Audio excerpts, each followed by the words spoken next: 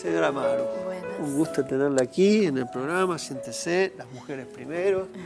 Bueno, aquí está la famosa directora que yo tanto promocioné y lo hago realmente, primero porque me cae muy bien a pesar de ella, pero realmente me parece que Las Calles ha sido una verdadera sorpresa dentro del cine, no solamente de Córdoba, el cine argentino en general. La película, tuve mi primer encuentro en pantalla grande en el Festival Internacional de Cine de Buenos Aires, en el Bafisi, donde estuve en competencia y tuve dentro de la competencia que justo a mí me tocaba de ser jurado, le dimos el segundo premio. Y a partir de ahí la película anduvo en algunos festivales y verdaderamente es una película que merece todavía más trayectoria. Pero en principio te querría preguntar, cómo tenías 21, 22 años, calculo, y se te ocurre hacer una película tan peculiar. Primero, no filmás gente de tu edad, no filmás en Córdoba, vas a otro lado a filmar, lo cual es un riesgo.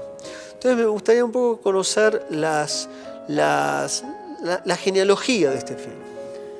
Bueno, yo creo que se juntaron muchas cosas, porque por un lado es imprescindible no sentirse, no encontrarse solo, me parece, a la hora de hacer una película. Si bien hay un proceso que implica como un trabajo muy individual y muy personal, al menos como yo lo pienso, un poco el trabajo de la dirección, siempre inevitablemente hay una instancia que es muy grupal y donde las ideas se terminan nutriendo del aporte de otras personas cuando uno puede armar un equipo con el cual se encuentra, ¿no? En este caso nosotros la película la hicimos con un grupo de personas con las cuales venimos trabajando hace mucho tiempo. De hecho, con Nico, que bueno, él es director de otra película también, Nico Abelo, con él nos conocimos desde La otra película es La Mirada Escrita. Nos conocimos del primer día de facultad en el cursillo de ingreso y desde ahí trabajamos juntos. Y cuando yo pienso un poco en el origen de la película me resulta inevitable pensar en esas cosas y en que, bueno, gracias a esos encuentros y a la posibilidad de estar con otros pensando sobre el cine, es que eso va desembocando en otras cosas. También otra parte que es indispensable es el lugar de Natalia, que ella es un poco quien me cuenta esta historia, pero con Nati también nosotros somos amigas y nos hemos encontrado. ¿Estás hablando de la productora? Exactamente, es la productora Natalia Gamarro. Nos encontramos en ámbitos completamente distintos de la vida, no vinculados al cine, y ella había vivido en Puerto Madryn, que es ahí muy cerca de Pirámides, y conocía de cerca esta historia. Entonces, a partir de que ella me cuenta esto, un poco desde estos comienzos que te digo, un poco en la escuela de cine, y más que la academia, sino el grupo que uno puede generar ahí, fue en este caso lo que nos marcó mucho a nosotros. En ese momento la necesidad de filmar y la necesidad también de poner en práctica, o un poco a partir del proceso de filmar uno puede confirmar cosas o descartar otras cosas, que son cosas que uno descubre solamente en el ejercicio de filmar. Entonces fue un poco por eso. Es raro cuando uno piensa en La Mirada Escrita, una película que ojalá podamos conseguir el permiso y pasarla también en este programa. Son cineastas muy distintos, Nico con vos, ¿no? No tiene nada que ver. Entonces, ¿cómo es esa asociación que tienen? Lo que pasa es que son películas distintas, pero para mí también tienen algún espíritu compartido, que en verdad nosotros también nos hemos formado, nos seguimos formando. Yo siento que el ejercicio de ver películas y de pensar las películas es como indispensable en nuestra formación, que siento que es eterna, digamos, todos los días un poco estamos en ese ejercicio. Fue indispensable porque también eso es lo que genera como una especie de deseo y de amor por las películas y por el cine, no desde un lugar romántico, sino realmente como ver en eso una necesidad y ahí es cuando creo que el encuentro con otras personas hace que eso funcione y pueda tener un camino posible, digamos. Contame un poco, tu película tiene un trabajo que para mí se desmarca. Hay una tendencia en el cine contemporáneo, se llama cine híbrido, que es un cine en general que tiende a a succionar de lo real, si se quiere, y a partir de allí, sin dejar de estar filmando una experiencia real, trabajarla casi como si fuera una ficción. No es el caso de tu película. Tu película reconstruye una experiencia colectiva y es una ficción. Lo cual para mí tiene un valor, porque yo creo que hoy hay un problema general de indeterminación entre lo que es ficción y lo que no es ficción, que me parece hasta peligroso en cierta medida. De todas maneras, vos tenés esta decisión sobre un hecho vivido, reconstruirlo ficcionalmente. ¿Cuáles fueron los procesos de apropiación desde la ficción de esos elementos vividos por una comunidad realmente como la película reconstruye y cuenta? Bueno, primero también yo puedo como reconocer que uno de los motivos principales de la película fue que la historia en sí misma a nosotros nos resultaba muy valiosa, digamos, lo que ellos habían hecho y ese como gesto casi simbólico de estos chicos saliendo a hablar con sus vecinos, acompañados por sus maestros, como escarbando en esa historia de esa comunidad y siendo ellos de alguna manera también protagonistas de esa construcción. Eso desde el vamos fue como el germen que nos hizo poner atención sobre esa historia y pensar en la posibilidad de esta película. Cuando nosotros hicimos un primer viaje a Puerto Pirámides, que yo no conocía la Patagonia, era todo como muy nuevo para mí, ahí también un poco nos encontramos con todo un universo vinculado al mar, siendo bueno, Puerto Pirámides un pueblo costero y donde una de sus actividades económicas principales están vinculadas al mar. La vida de las personas al lado del mar está condicionada por Ahora, eso. esto es muy importante lo que decís, porque uno inmediatamente entiende las relaciones laborales en la película. O sea, y como vos decís, sin embargo el mar no funciona como un espacio de imágenes de transición, no funciona como el lugar de las ballenas. Las ballenas no se habla de las ballenas no están en la película, lo cual es un gran valor. Todas las películas que se hacen en el sur, en el mar, hay ballenas. Entonces, ¿qué concepción se tiene de cómo filmar esos vínculos y el espacio? Porque efectivamente no es un concepto de orden pictórico, ni pintoresco, no es pintoresquismo, ni desde el punto de vista antropológico, ni desde el punto de vista de su ecosistema, ¿no? Claro.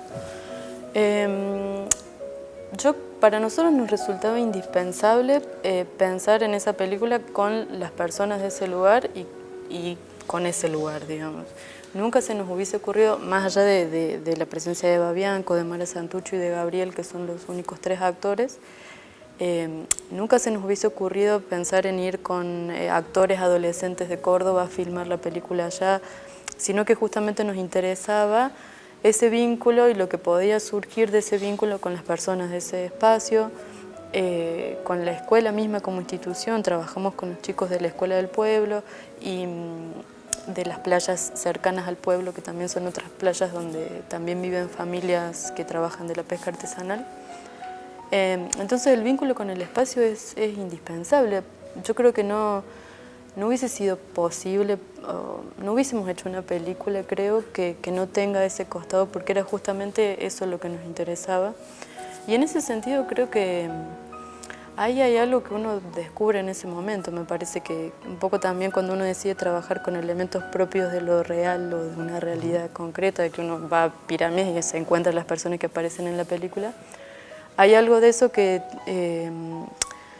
para mí funciona como pensar en algunos mecanismos, generar algunos dispositivos para poder trabajar con esa realidad, y de ahí además hay algo que aparece y que florece, digamos. La realidad siempre es absolutamente rica en ese sentido. No, pero lo que me parece que es muy interesante, digamos, es, por un lado hay un proceso vivido, Sí. Por otro lado hay una voluntad de reconstruirlo desde la ficción a ese proceso vivido. En tercera instancia, metodológicamente, es la inserción a una comunidad, gente que vivió ese proceso. Los chicos evidentemente no vivieron ese proceso, eran niños. Exacto. Tienen que reinventar eso. Y por el otro, digamos, está algo pensado, está el orden azaroso y el resultado es la película. Sí. Digamos. Esto es todo eso es bastante complejo, Sí, ¿no?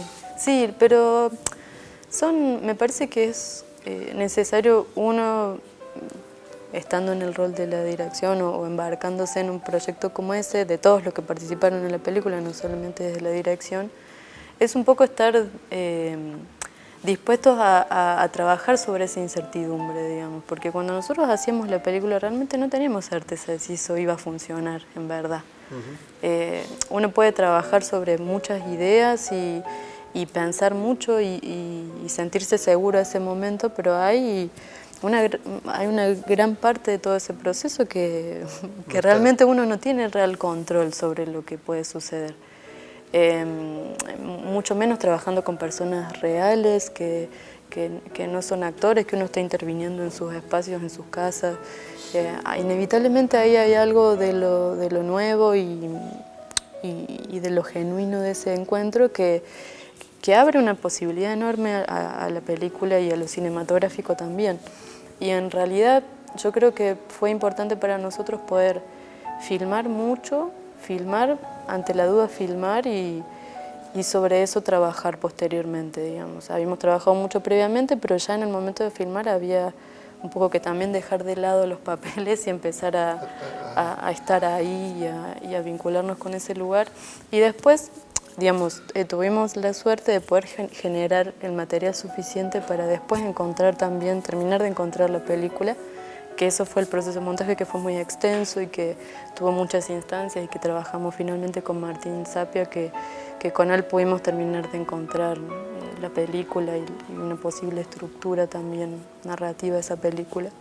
No, porque digamos, es extraño porque la película es una ficción. Ahora, los trabajos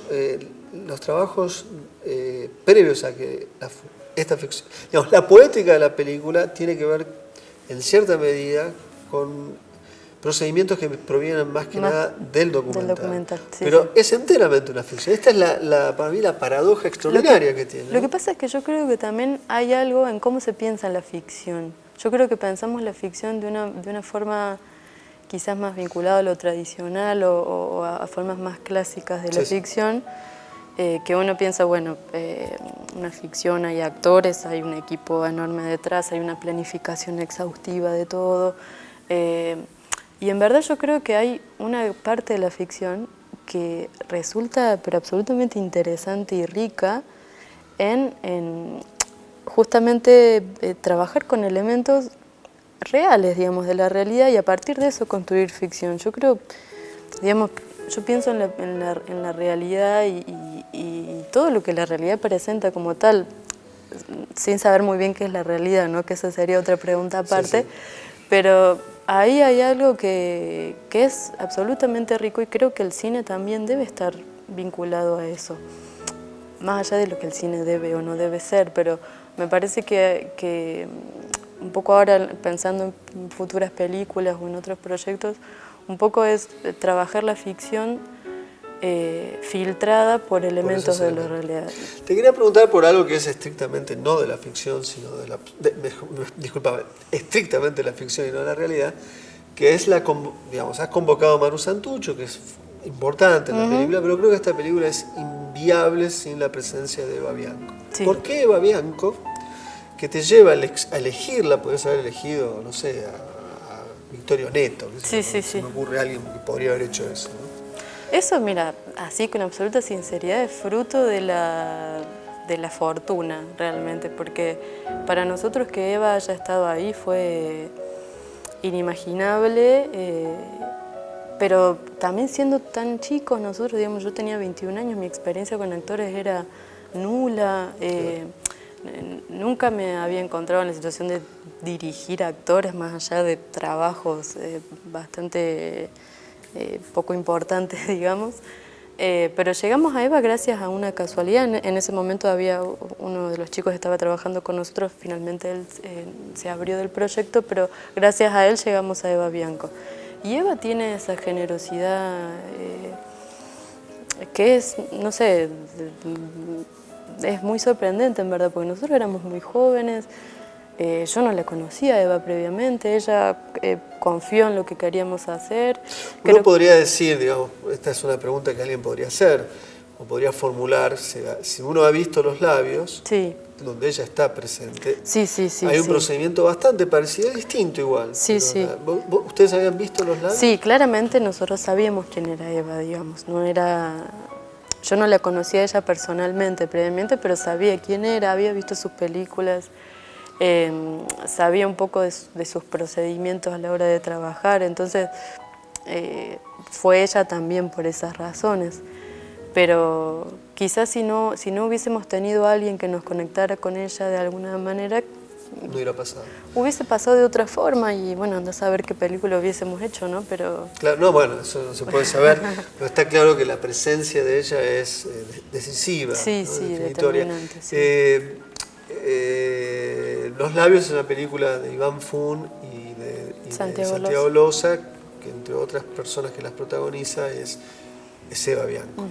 Te quería preguntar por la presencia extraña que aparece ahí, que para ir también cerrando, que en cierta medida es una gran sorpresa, que es la presencia de Osvaldo Bayer. ¿Qué diablos hace Bayer en la película? ¿Por qué está ahí? ¿De dónde proviene eso? Mira, eso es bien extraño, pero principalmente es porque él había trabajado con los chicos en el proyecto original. Él es uno de los que sugiere que una de las categorías sean los pueblos originarios, una de las categorías para buscar los nombres. Y él fue muy relevante en el proyecto original. Un poco su participación hizo que el proyecto pueda tener cierta visibilidad y que finalmente esos nombres se puedan... ¿Te referís al proyecto original, no a la película? No, al proyecto original del nombramiento de las calles de Pirámides, digamos. ¿Ahora ustedes lo llevaron al lugar o estaba ahí justo? No. Había un vínculo con Osvaldo a partir de Eugenia Erazo, que es la maestra que hizo todo este proyecto del nombramiento de las calles. Ellos ya habían generado un vínculo con él y por otro lado Natalia, la productora, ya había trabajado con él en otro proyecto vinculado al teatro. Entonces, a partir de esos vínculos se pudo dar que él pueda estar esos días en el rodaje. En ese momento era como una especie de, no sé, de homenaje o esas cosas que uno piensa en ese momento, que en realidad era más por la comunidad también, que para ellos que esté él ahí, en la película donde él había sido, en la película que habla del proyecto donde él había tenido cierta relevancia, y bueno, además el trabajo que Osvaldo ha hecho sobre la historia de la Patagonia y sobre, bueno, muchas otras cosas también, y sobre el nombramiento de las calles, más allá de Pirámides, bueno, tenía como mucho que ver. Pero bueno, eso fue igual muy problemático, problemático para nosotros, digamos, fue hermoso que él esté ahí, para nosotros también estar con él y compartir esos días, pero un poco la pregunta era, bueno, ¿cómo él entra en la película? Nosotros no nos interesaba tanto este lugar de que él sea un historiador dentro de la película, sino que... uno entre otros, porque la película lo muestra así. Entonces, bueno, más o menos diagramamos esa escena en un bar del pueblo, que es donde van muchos trabajadores del campo y de las playas de la zona. Y bueno, y Osvaldo estuvo ahí jugando las cartas con los otros vecinos del pueblo y más o menos, bueno, filmamos esa situación. Finalmente él cuenta también una historia que es muy importante o conocida, digamos, que es la de las putas de San Julián,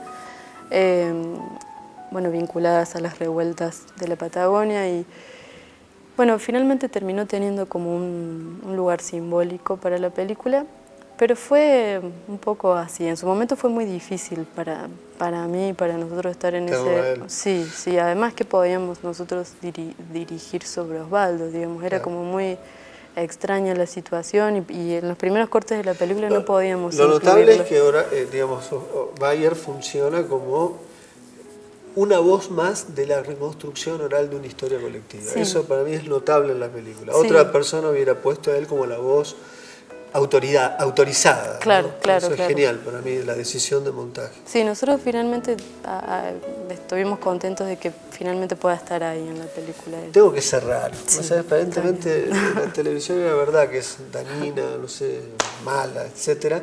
Quiero agradecer enormemente, lo digo cada vez que tenemos este momento, la generosidad de toda la gente y de tu productora que nos permite pasar, Natalia, la película gratuitamente. Ellos, solamente por la generosidad de estos realizadores y creadores, este programa se puede hacer.